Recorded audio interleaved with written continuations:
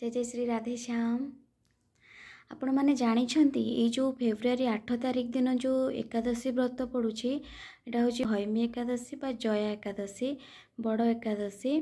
तो आपड़ से दिन आपण को निर्जला उपवास रहीकि व्रत पालिबा कथा।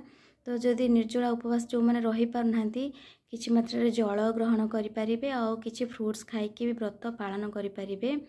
ये व्रत करने द्वारा आमर एक्चुअली माने निर्दिष्ट रही कि आमको पिशाच भूत जोनि रे जन्म नेबा को होई न थाए जोटा कि सेथिरु पूरा पूरी मात्रा रे आमको मुक्ति मिल जिवो।